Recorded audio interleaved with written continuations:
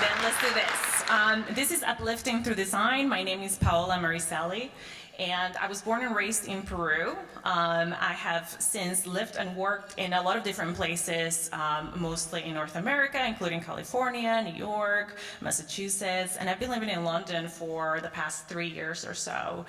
And throughout all of those years, all of those places lived, I've also worked at a lot of different companies, a lot of different industries, mostly B2C, but some B2B as well.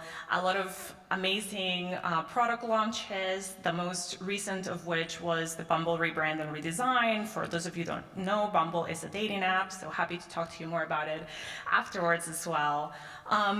And as I have worked in this industry for many, many years, I often tend to spend a lot of time talking about the craft, right? And uplifting through craft, uplifting the craft. So talking about the design process and, all the details, the design systems, the nitty-gritty, all the user research and different methodologies, and of course the actual launch products and the UI, the visual design, and all of those things are definitely important and worthy to talk about and spend time on. But most of my time is actually spent more behind the scenes, right? On the things that people don't really know about or I don't spend as much time talking about. And that's what I want to focus on today to all of you leaders. Because the team, the people that are involved in the products that we launch that are super exciting, they are what's the most exciting and important part of our work. And so that's what I'm going to focus on today. I'm going to focus on how do we uplift our teams and our people, and not necessarily only focusing on what you might traditionally think of uplifting, which is like the more vertical kind of growth, right? Uplifting through promotions and through that kind of career ladder kind of levels. But I'm going to focus more on the growth piece, which is all the amazing kind of foliage that you see here that sometimes you miss because you're so focused on growing only vertically and getting to that kind of next level. So uplifting our people and teams. Now, we've all had bad managers, and if you haven't, you will. And they can really ruin your life, not just your work life, but they really decrease your energy, and they affect a lot of things, right?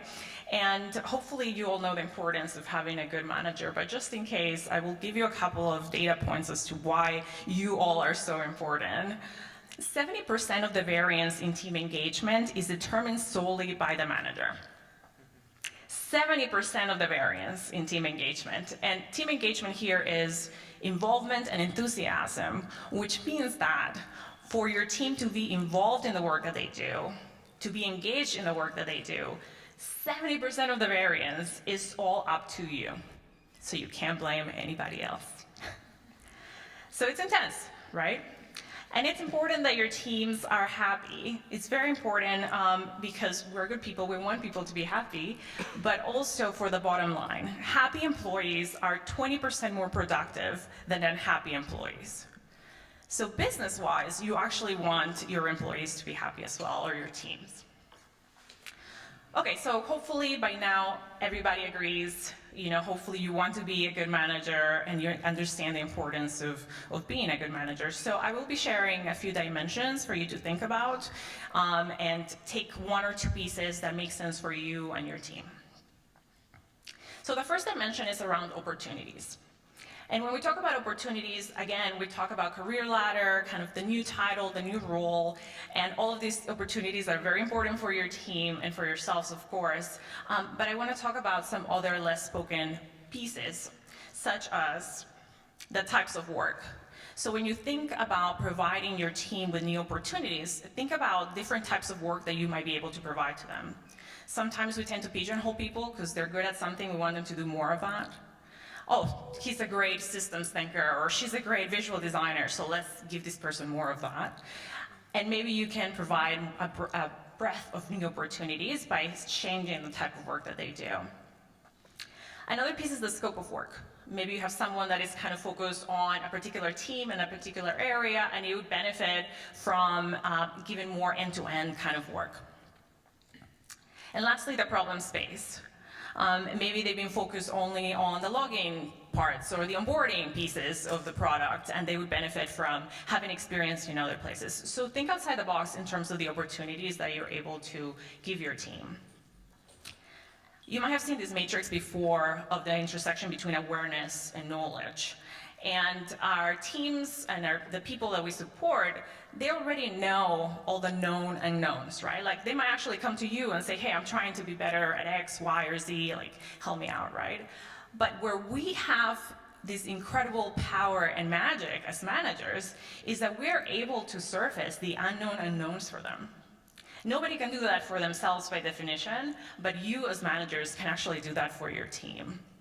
So I spend time with them and try and figure out what are those unknown unknowns and make them known for them.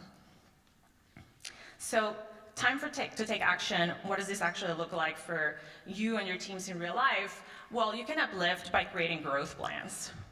Everyone in your team should have a growth plan that you work on maybe once a year and that you review as the year progresses so that you're checking in on those opportunities that I just shared with you.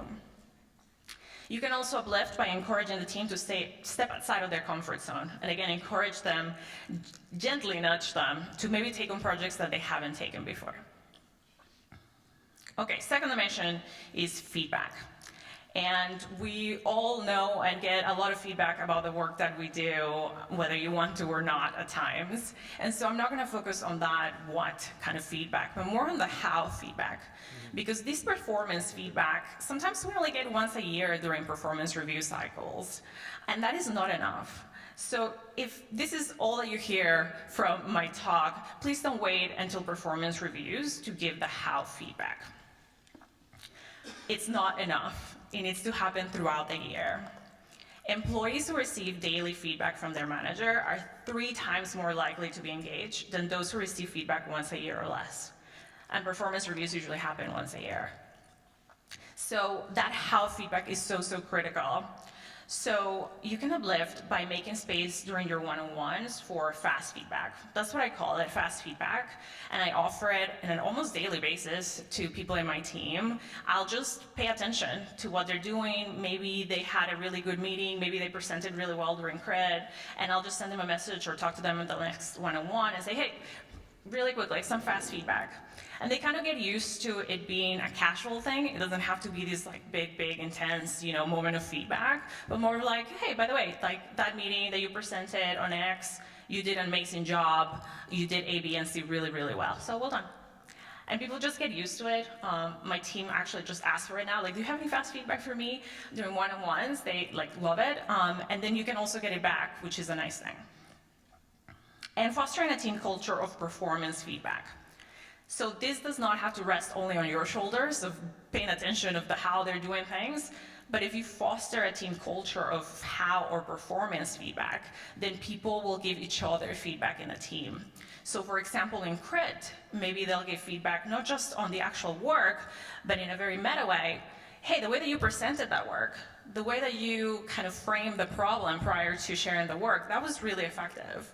And so just foster a culture where everyone feels comfortable sharing that how feedback with one another. Next dimension is impact. Now, we tend to believe that we grow through our work, and that's definitely in part true, but really we grow through our impact, the impact that our products actually end up having. So this is a question for all of you today. How do your team's goals actually make a difference in people's lives? Think about it. Are you able to answer it really succinctly in your head? Because if you can't, your team definitely can't. And this is very, very important because these are the usual kind of goals or metrics that teams look at, and these aren't really that exciting, right? Like I need to raise watch time or increase retention, which are important metrics and goals that your teams should keep in mind, but that's not actually what's providing impact to real people. And so try to connect whatever metric or business goal that you have with the actual impact that it's making in the world. Maybe you are entertaining young adults during moments of boredom, and then that will raise watch time. But really the impact, the reason why you're doing the work is because of the former. Or you want to empower adults to learn a language on a daily basis. And so that is what actually will give the impact, and that is what will actually give you that intrinsic motivation to want to wake up and go to work every day, right? And so that's what you really need to focus on, the impact. So you can uplift by connecting the business goals to people problems. If you haven't done so and you weren't able to succinctly come up with that tonight, that can be your homework, and you can even do it with your team. It's a really great exercise. And then that's kind of step one, right? Like once you connect the business goal to the people problem, then you have that impact, and you want to make sure that that aligns with people's motivations. And so, for example, if I'm a designer and I'm actually not aligned, like not that excited by entertaining people that are bored, then maybe that's not the right team for me, right? And so maybe you can talk about allocation and movement of people so that their impact that they're trying to make aligns with their own personal motivations and intrinsic motivation for the work. Sharing. And sharing is caring. Not just ice cream, sorry to make you hungrier than you already are, but also knowledge. Student teachers score higher on tests than pupils who are learning only for their own sake. So if you are learning something, knowing that you're going to have to teach it, you actually learn better.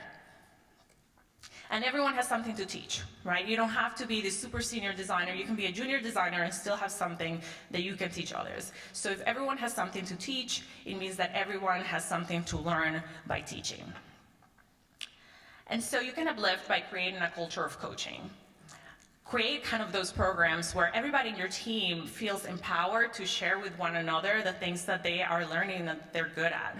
So create that space for people to feel comfortable sharing, and so that they have it in the back of their mind when they're reading that article or they are attending that workshop or attending that conference, that they have it in the back of their mind, hey, I'm going to come back to my team and actually share with my team, because that'll make them more effective learners. Diversity. Now, I'm a double, triple minority, so I feel like there's a lot out there about diversity, so I will only say two stats on diversity. Diverse teams make better decisions 87% of the time. Inclusive teams are over 35% more productive.